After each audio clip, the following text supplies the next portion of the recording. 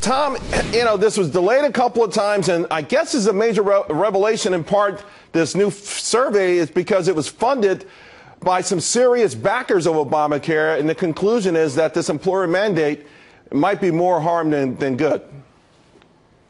Well, the fact is, you're not going to be able to make the whole system work unless you get everybody insured. So how they're going to get this done without an employer mandate is beyond me. But, of course, this whole program has been beyond me. As opposed to having a program like we had here in Massachusetts under Governor Romney, which was a basically catastrophic care plan. We've now got this very extensive plan that covers all kinds of elective, preventive things, including abortion. And frankly, it's not affordable unless everybody is willing to go subsidize. And you read the numbers, and they signed up, some 7 million people. We've got 40, some of whom may have been previously insured already, and yet we had a $40 million person hole to fill. I don't think we're anywhere close to having a system that works. And frankly, this is going to be a disaster. Yeah, there's no doubt about it. All signs point to that. In fact, earlier this week, Virginia was one of the first states to talk about premium increases. And we've seen an array of increases all the way up to 16%. But the reason for it sort of dovetails into what you were saying. People who were uninsured are in very poor health. The average age of people being insured is significantly older than before, which lends sort of credibility to the notion that there just aren't enough young people in this, and the equation spells catastrophe. It's an absolute total mess. And, the great thing about the Obama administration is they can't stop there. They've now got to try to increase the minimum wage. And, again, doing this on a national scale, not on a local scale. And the fact of the matter is to have the same minimum wage in Iowa as you do in Manhattan makes absolutely no sense whatsoever. This is a thing best left to the states and not left to the national government. Of course, as you pointed out earlier, what's happening in Obamacare now is once you get somebody to 30 hours a week, they're entitled to the $7,000 or $10,000 of health care. So what's every retailer done? He's taken the 35-hour-a-week worker and cut him back to 28 hours a week. I'm not sure that's helping the working American family. It certainly is not. And then it gets worse. Right. Tom, right now, it gets worse. We're going to talk about that because I want to bring in the Fox Biz All-Stars. We've got Sabrina Schaefer, David Asman, and Joe Ling Kent. Guys, the same study said that if we didn't have the employer mandate, less than 1% of people would not have health insurance. So in other words, it's an exercise in futility. It's caused confusion. We have this mass exodus from full-time work to part-time work. It's done a lot more harm than any kind of good it could have done. Well, you're spending more and you're getting less. You mentioned that even liberals are admitting to some of this. The New York Times had a big piece, really kind of a breakthrough piece for the New York Times, saying more insured, but the choices are narrowing. In that piece, they quote an insurance executive who says, we have to break people away from the choice habit that everybody has. Choices is a part of the American system. That's what makes capitalism work. The more choices we have, the better. This narrows the choices and raises the cost. And of course, you're assuming we still want to be capitalistic. Big assumption, unfortunately. It is.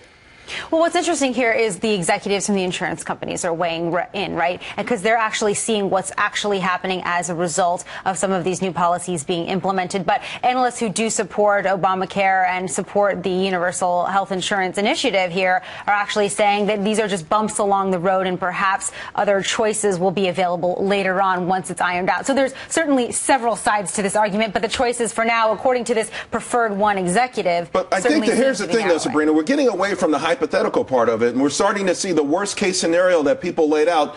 Every time we get a new report, they seem to be coming to fruition. Right, because the number one sort of inhibitor to economic growth right now is Obamacare, and suddenly businesses are waking up to that, and the chickens are coming home to roost, and they're saying, oh my goodness, this is not actually going to create job creation. But, one thing that goes hand in hand with choice is flexibility, and when you mandate a business to do anything, whether it's provide health care or provide paid leave, it limits flexibility. It limits what an individual employer might be able to negotiate with his employees. Some people are going to be willing to take less take-home pay for better benefits. What's interesting to your point? The same report.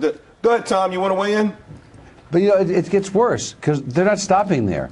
They have the minimum wage. Now they're taking your assistant managers who felt really good getting a salary of, say, $35,000 a year and moving ahead up the economic chain, underway to being managers and really being able to provide properly for their families. They're saying to these people, no, you're now going to be hourly.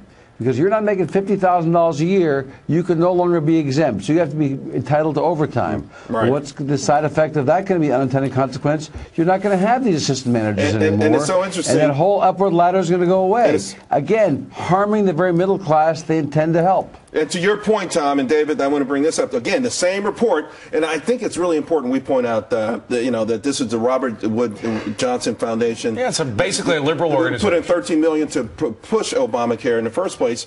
They're saying that really the consequence has been that the lower end of the work chain are getting the worst end of this, because if you're a business, you want to retain talent, you retain the top people with the best perks, and once again, it's the people we thought we were going to help who are getting hurt. Well, and as Tom was saying, when you limit choices to the middle class, they already have few enough choices as it is, but it's promoting this attitude that you have fewer choices, just leave it up to the government will do things for you. It's the one size fits all. Frankly, we are not a country made up of individuals who are going to sit back in a docile manner and let the government tell us what's best for us. We know what's best for us. Question is whether the electorate is going to get up and make a stand. All right, real quick, Joe Ling. The employer mandate, we keep saying why does it exist? The fact of the matter is they need to find money, right? $46 billion, maybe double that over the next 10 years. If we ditch it, what could come? What could fill a void? Higher taxes? I mean, that's really the real deal. Yeah, I think the alternative is the real question here, and I think that's what and if you look at Washington and some of the policies and the alternatives that are, or for that matter, not being proposed, that's the real problem here. So looking at the employer mandate, it is, yes, it will certainly drive up the costs economically, but if you also look at covering the largest number of people from the White House perspective, it's actually the best way to go about trying to do that. With like a 13% approval rating, I think a lot of people are getting hip to that. Tom, we've run out of time. I want to thank you a lot. We love your expertise on this, and of course the panel is always sizzling, and we'll be back.